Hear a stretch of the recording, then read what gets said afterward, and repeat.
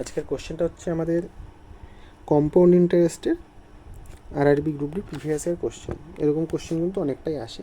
Compound interest, simple ইন্টারেস্টে অনেক টাইপের কোশ্চেনে এটা হচ্ছে বেসিক যে টাইপটা হয় সেটা, ঠিক আছে। এই টাইপের কোশ্চেনগুলো যদি নর্মাল থাকে তাহলে আমরা এগুলোকে সাকসেসিভ দিয়ে করতে পারি।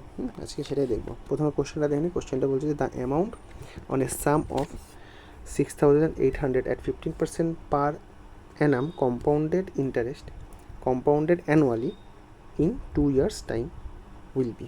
তাহলে আমার 15%-এ 2 বছরের আমার কত হবে অ্যামাউন্ট, তাই তো?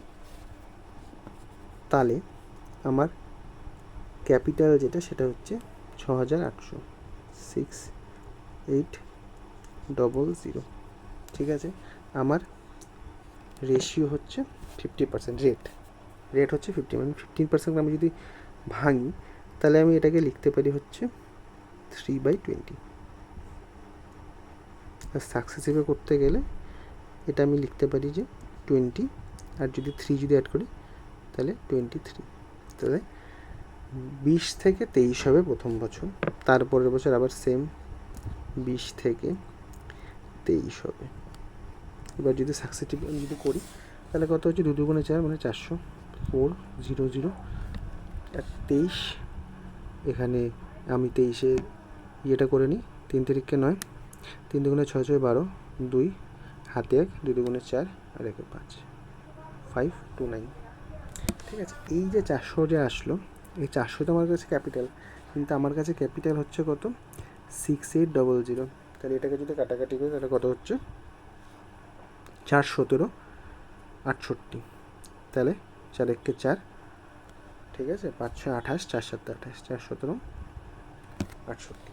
এই 17 দিয়ে আমি যখন 529-কে মাল্টিপ্লাই করবো তাহলে আমি আমার যে টোটাল অ্যামাউন্টটা সেটা পেয়ে যাবো। আর আমাকে যদি এখানে যদি বলতো যে কম্পাউন্ড ইন্টারেস্ট কত, তাহলে যদি বলতো খালি এই যে কম্পাউন্ড ইন্টারেস্টটা কত সেটা যদি বের করতে বলতো, তাহলে আমরা এই 529 আর 400-এর যে ডিফারেন্স সেটা বের করতাম, সেটাই কিন্তু আমাদের হয়ে যেত কম্পাউন্ড ইন্টারেস্ট। কিন্তু আমাদের এখানে বলছে হচ্ছে অ্যামাউন্ট বের করতে।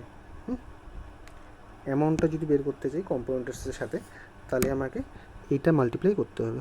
তা আমি যদি এটা যদি ক্যালকুলেশন যদি করে নিই তাহলে কত হচ্ছে, 7 নং 63, 3 6, 7 দুগুণে 14 আর 9 মানে হচ্ছে 10, 9 19, 8 4 23, 24 25 26 27 28 29, 9 হবে হাতে 2। এখন হচ্ছে 5 7 35, 36 37, 38 39, আবার 9। তাহলে আমি পুরো ক্যালকুলেশনটা করার দরকার নেই, আমি এখান দিয়ে বুঝে গেলাম যেটার অ্যান্সার হয়ে যাবে 899, কারণ লাস্টের 3টা ডিজিট মিলে গেল, ঠিক আছে। আর যদি নর্মাল যদি করতে চাই তাহলে কিছুই না, এই 5 1 5 6 7 আর হাতে যে 3টা থাকে 3 এখানে দিয়ে দিলে হয়ে যাবে হচ্ছে 8। আমার টোটাল ক্যালকুলেশন হয়ে গেল। কারণ এক্সামে আমি টোটাল ক্যালকুলেশন করতে যাবো না। এখানে যদি আমার যদি 2 ডিজিটের যদি হতো, এখানে যদি লাস্ট ডিজিট যদি 3 3 থাকতো, এইখানে যেরকম 9 আছে, এই 9-এর বদলে যদি অন্য কোনো সংখ্যা থাকতো তাহলে আমি এই দুটা ক্যালকুলেশন করিয়ে যখন আমার 9 আর 3 চলে আসে তখন আমি অপশন ডি দাগিয়ে দিতাম, আমি পুরো ক্যালকুলেশনটা করতে যেতাম না।